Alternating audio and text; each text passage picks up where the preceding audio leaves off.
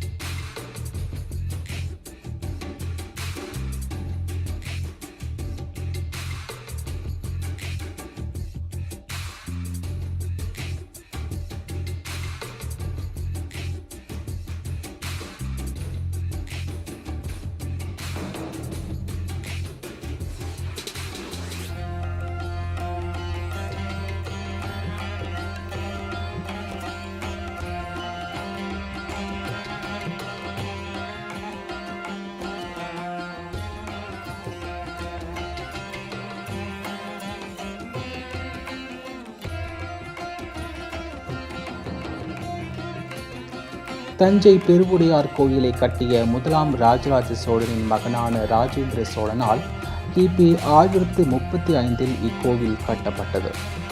முதலாம் ராஜேந்திரன் ஆட்சிக்கு வந்த 6ஆம் ஆண்டில், அதாவது கிபி 1020 கட்டப்பட்டதாக சில வரலாற்றாய்வாளர்கள் கருதினாலும், கல்வெட்டுகளின்படி இக்கோவில் கட்டப்பட்ட ஆண்டு முதலாம் ராஜேந்திரன் ஆட்சிக்கு வந்த 20ஆம் ஆண்டான கிபி 1035 ஆகும். கங்கை வரை சென்று பால பேரரசை வெற்றி கொண்ட முதலாம் ராஜேந்திரன் தன் தந்தை கட்டிய கோவிலை போன்று தானும் ஒரு கோவில் கட்ட விரும்பினான். இடைக்கால சோழ தலைநகராக விளங்கிய தஞ்சாவூரிலிருந்து தான் புதிதாக நிர்மாணித்த கங்கை கொண்ட சோழபுரம் ஊரை தனது தலைநகராக முதலாம் ராஜேந்திரன் மாற்றியதிலிருந்து தொடர்ந்து அடுத்த 250 ஆண்டுகளுக்கு கங்கை கொண்ட சோழபுரமே சோழர்களின் தலைநகரமாக விளங்கியது. கல்வெட்டுகளிலிருந்தும் 1980களின் அகழாய்வுகளின்படியும் கோட்டை சுவர்கள், அரண்மனைகள், நடுவிலமைந்த கோவில் என கங்கை கொண்ட சோழபுரம் நன்கு திட்டமிட்டு அமைக்கப்பட்ட நகரமாக இருந்தது தெரிய வருகிறது. தஞ்சை பெருவுடையார் கோயிலுக்குரிய நன்கொடைகளை எல்லாம் ராஜேந்திரன் இக்கோயிலுக்கு திருப்பி விட்டான் என்றும், பெருவுடையார் கோவிலை கட்டிய கட்டிடக் கலைஞர்களும் சிற்பிகளையும் தஞ்சாவூரிலிருந்து இங்கு வரவழைத்து இக்கோயிலை கட்ட செய்தான் என்றும் கருதப்படுகிறது. முதலாம் ராஜேந்திர சோழனுக்கு பின் வந்த பெரும்பாலான சோழ அரசர்கள் கங்கை கொண்ட சோழபுரத்தில் முடிசூட்டி கொண்டனர். இவ்வரசனுக்கு அடுத்து ஆட்சிக்கு வந்த முதலாம் குலோத்துங்க சோழன் இந்நகரை சுற்றி கோட்டை சுவர்கள் கட்டினான். 13ஆம் நூற்றாண்டின் பிற்பகுதியில் தங்களது முந்தைய தோல்விகளுக்கு பழிவாங்கும் நோக்கில் பாண்டியர்கள் சோழர்களை முறியடித்து இந்நகரை அழித்தனர். கோவிலையும் அதை சுற்றியுள்ள பகுதிகளையும் தவிர இந்நகரின் அரண்மனைகள் உள்ளிட்ட பிறையாயும் அழிக்கப்பட்டன. முதன்மை கருவறை சுவற்றின் வெளிப்புற மாடங்களில் அர்த்தநாதீஸ்வரர், நடராசர் போன்ற சிவனின் திருவுருவங்கள், மேலும் பிரம்மன், துர்க்கை, திருமால், சரஸ்வதி என 50க்கும் மேற்பட்ட சிற்பங்கள் உள்ளன. அவற்றில் ஒன்று சிவன் ஒரு அடியாருக்கு மாலை சூட்டுவது போல் செதுக்கப்பட்டுள்ளது. சிலர் அந்த அடியார் 63 நாயன்மார்களில் ஒருவரான சண்டீஸ்வரர் என்றும், வேறு சிலர் அவ்வுருவம் கோவிலை கட்டிய முதலாம் ராஜேந்திரன் என்றும் கருதுகின்றனர். சோழர் கலைக்கு சான்றாக விளங்கும் 11ஆம் நூற்றாண்டு காலத்திய வெண்கல சிலைகள் இக்கோயிலில் காணப்படுகின்றன. அவற்றுள் குறிப்பிடத்தக்கது சுப்பிரமணியர் திருவுருவ வெண்கல சிலையாகும். 9 கோள்களை குறிக்கும் ஒற்றை கல்லான நவகிரகம் இக்கோவிலில் அமைந்துள்ளது.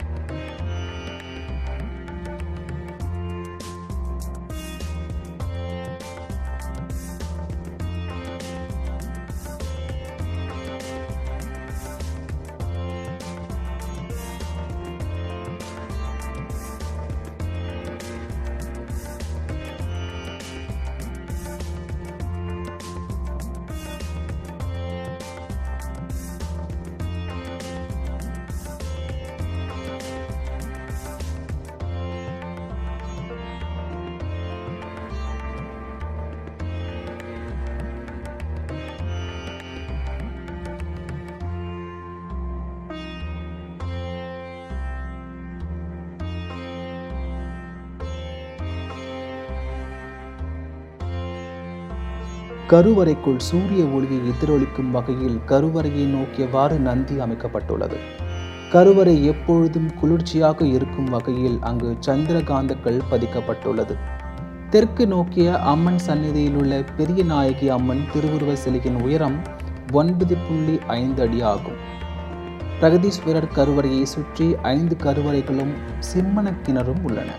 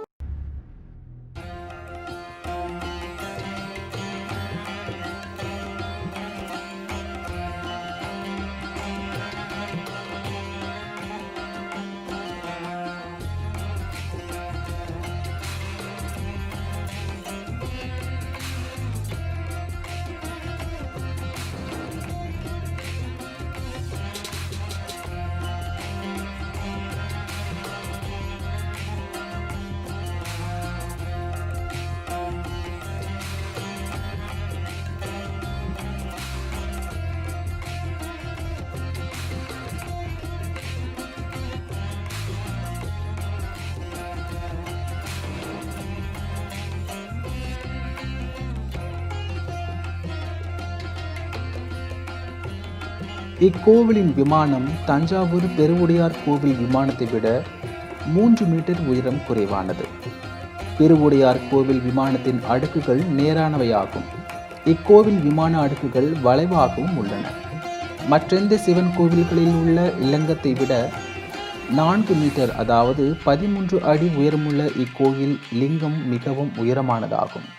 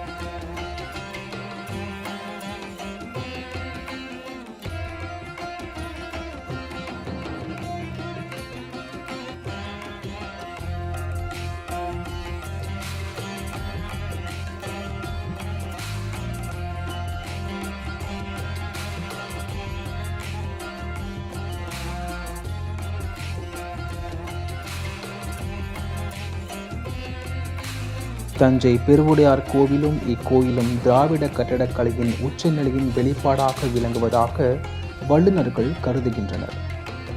இக்கோவில் இந்திய தொல்லியல் துறையினரால் ஒரு பாரம்பரியமான நினைவு சின்னமாக அறிவிக்கப்பட்டு பராமரிக்கப்பட்டு வருகிறது. அதிகமான அளவில் சுற்றுலா பயணிகளை கவர்ந்துள்ள தமிழ்நாட்டின் சுற்றுலா தலங்களுள் கங்கை கொண்ட சோழபுரமும் ஒன்று.